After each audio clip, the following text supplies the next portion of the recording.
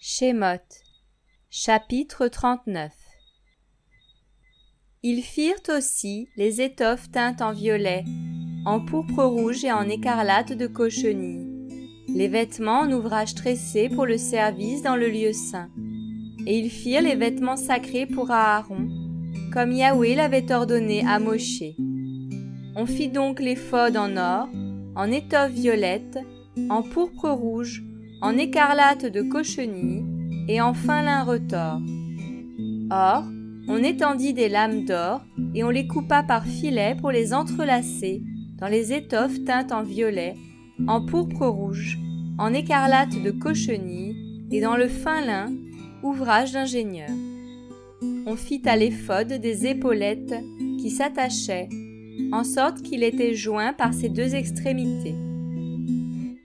Et la ceinture de l'éphod, celle qui est dessus, était de travail identique, en or, en étoffe violette, en pourpre rouge, en écarlate de cochenille et en fin lin retors, comme Yahweh l'avait ordonné à Moshe. On enchâssa aussi les pierres d'onyx dans leur monture d'or, ayant les noms des enfants d'Israël gravés, comme on grave les sceaux.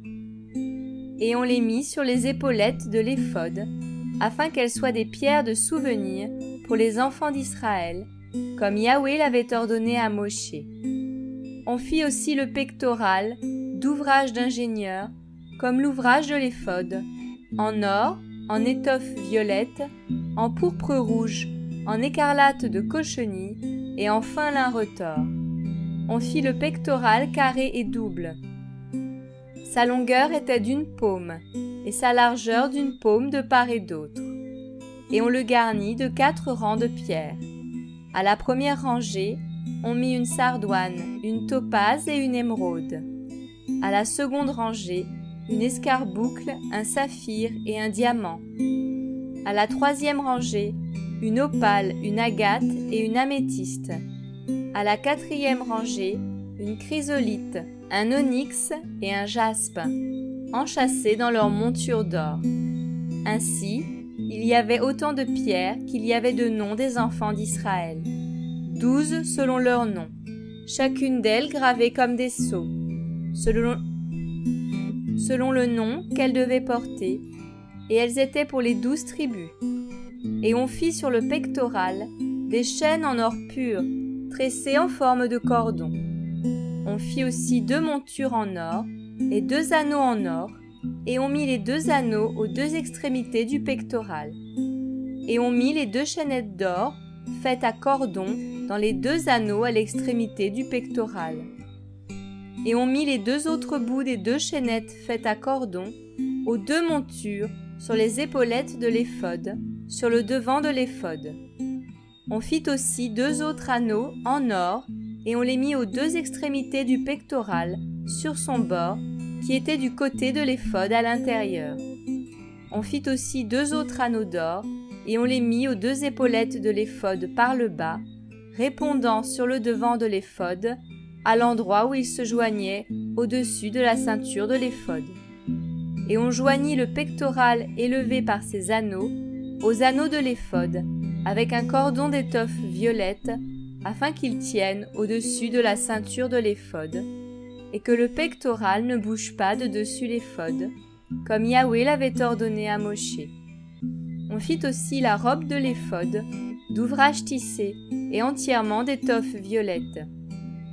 Et l'ouverture pour passer la tête était au milieu de la robe, comme l'ouverture d'une cotte de maille.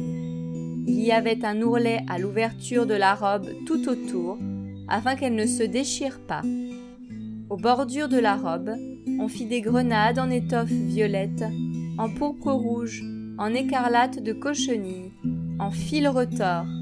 On fit aussi des clochettes en or pur. On mit les clochettes entre les grenades, aux bordures de la robe tout autour, parmi les grenades.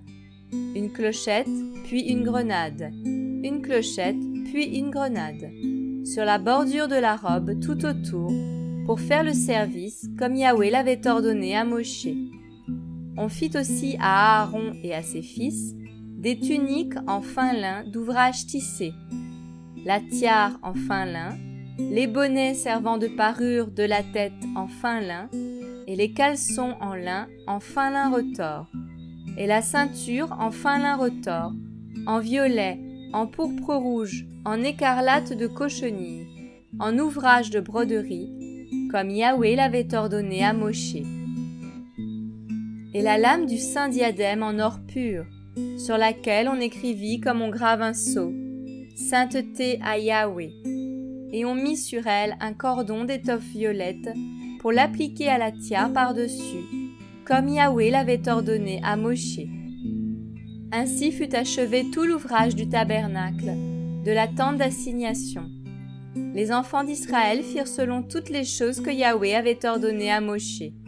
Ils les firent ainsi, et ils apportèrent à Moshe le tabernacle, la tente et tous ses ustensiles, ses crochets, ses planches, ses barres, ses colonnes et ses bases, la couverture de peau de bélier teinte en rouge, la couverture de peau de tesson et le voile qui sert de rideau, l'arche du témoignage et ses barres et le propitiatoire, la table avec tous ses ustensiles et les pains de proposition, et le chandelier d'or pur avec toutes ses lampes arrangées et tous ses ustensiles et l'huile du chandelier, et l'autel d'or, l'huile d'onction, l'encens aromatique et le rideau de l'entrée de la tente, l'autel de cuivre avec sa grille de cuivre, ses barres et tous ses ustensiles, la cuve et sa base, les rideaux du parvis, ses colonnes, ses bases, le rideau pour la porte du parvis, son cordage, ses pieux,